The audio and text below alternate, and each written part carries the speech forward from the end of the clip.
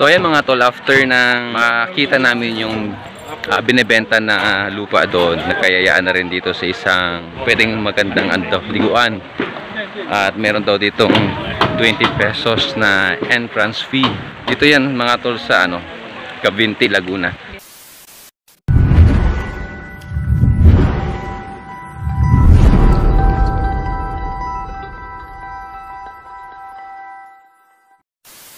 So yung mga tol, tingnan nyo, di ba? Oo. Ganyan dati yung mga banding na Parang sinaunang panahon lang naglalabas sa tabing ilog, galing. So libreng tubig, flowing water, linaw pa ng tubig. Ang linaw ng mga tubig tulo, linaw. Pero ang problema lang, pag nag-dive ka dahil may mga dahon, lalabo na siya. Oo, angat yung mga putik. Yung putik, pero ang linaw ng tubig mga tol. So ay mga tol, kasama ko yung mga kapatiran, elder ng isang church dito sa Park Homes. Ayan, si Elder Ed Cochonco. So nandito si Elder June Villar, Brother Kahes. Kahes, tama po ba? Kahes Opo. Ayan. Pero ang pangalan niya ay si Brother Arnold Schwarzenegger. Ayan. So ito na. Ito na yung mga tol.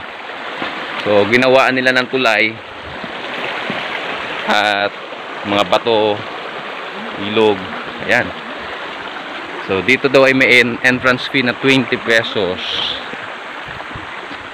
Ayan. So baka naghahanap kayo ng gantong pasyalan, liguan. Ito mga tol, dito yan sa Cavinti, Laguna. At i-confirm ko pa kung anong barangay ito. Pawin. Ha? Pawin. Barangay Pawin? Yung nadaanan natin na Kansuso, iba ba yun? Iba yun. O hindi na siya sakop ng barangay Kansuso. Pawin. So ayan mga tol, ganda. So nasa nature, tabi ng burol, mga puno, tabi ng ilog. Kitang-kita mga tol,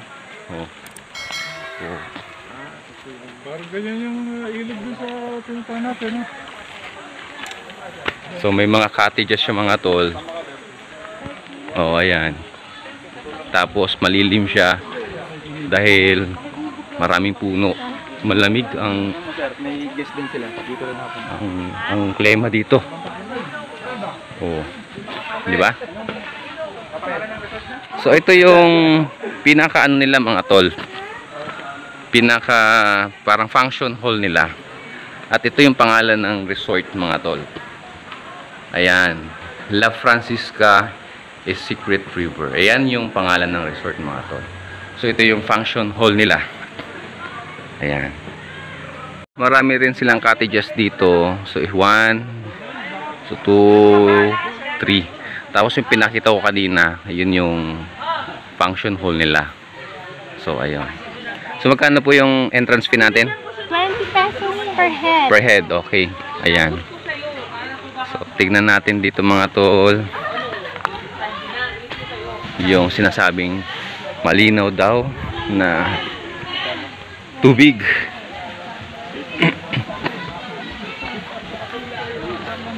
Marami rin naliligo.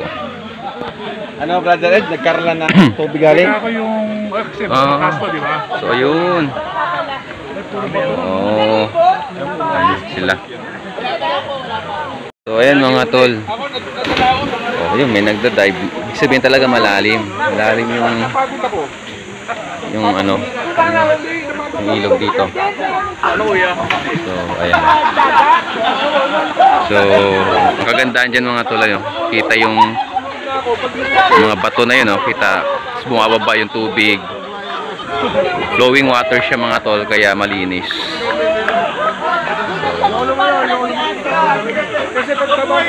Ito yung diving area nila mga tol.